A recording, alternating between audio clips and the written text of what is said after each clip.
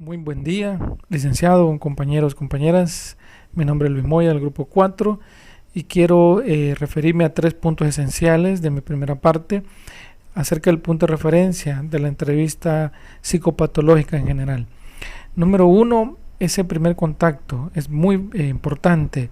Una de las sugerencias de los autores investigadores es que se debe preparar, imaginar ese primer escenario de la entrevista, y para ello sería importante que el psicólogo, el profesional de la salud, pueda tener algún medio, alguna herramienta para conocer previamente a esta persona, si es posible con una breve reseña de la persona, sus datos más importantes, y es una fotografía.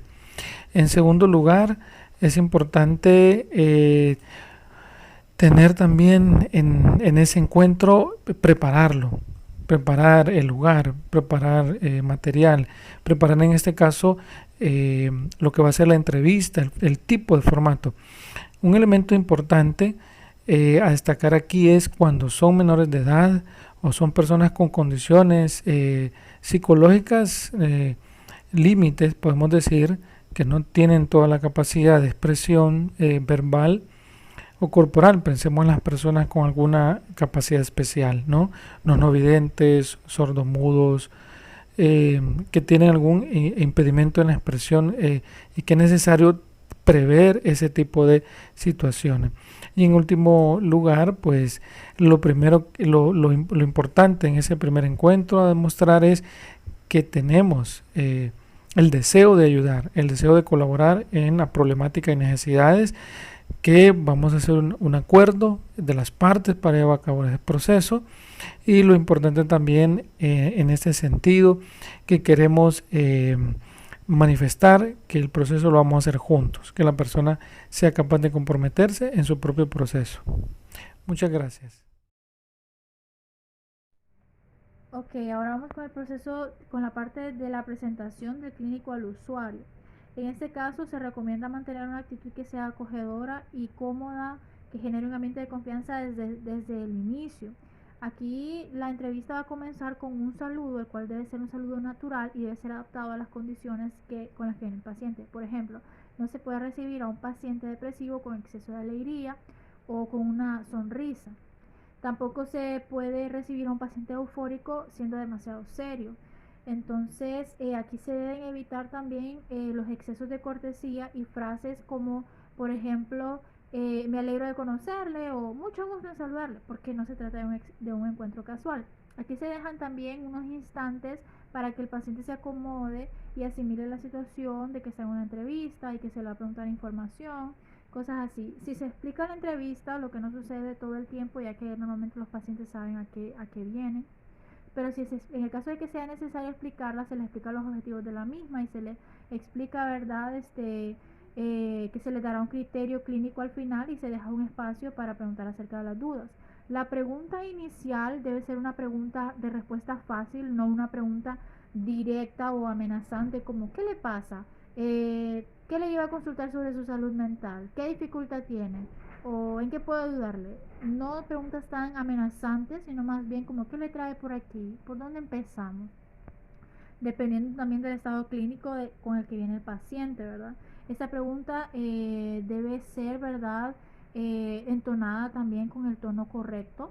Y la fase de presentación debe durar alrededor de 2 a 5 minutos, ¿verdad? No se le debe dar falsas expectativas al inicio de la entrevista, ¿verdad? Y tratar de traer hacer un intento de traer tranquilidad también puede ser o generar el efecto contrario en el momento de la presentación. Aquí en el momento de la presentación debe tratarse también de evitar dar consejos prematuros, más que todo, ¿verdad? En esta fase inicial. Soy Francisca Gámez. Voy a continuar con el tema. En la entrevista el lenguaje corporal es importante, tanto lo que decimos como la forma en que lo decimos. Las investigaciones sobre el lenguaje corporal muestran que las personas que se llevan bien entre sí tienden a imitar los movimientos unas de otras, los mismos gestos y adoptan posturas parecidas. ¿Cómo controlar el lenguaje corporal?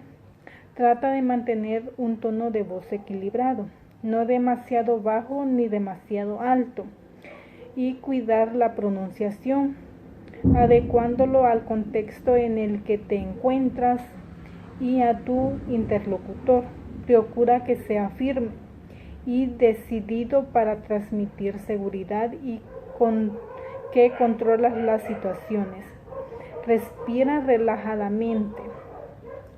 Habla el mismo idioma que la persona entrevistadora. Lo importante es que conectes con ella y que comprenda y retenga lo que estás contando. Utiliza un lenguaje positivo para generar energía positiva durante la entrevista. ¿Qué expresar y qué no expresar?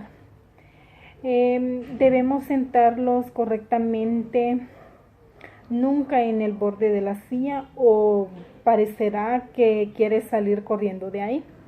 Tampoco debes cruzar de brazos o piernas. Cuando haces esto, reflejas que no deseamos comunicarnos, adoptamos una postura defensiva y eso es exactamente lo contrario que debes demostrar.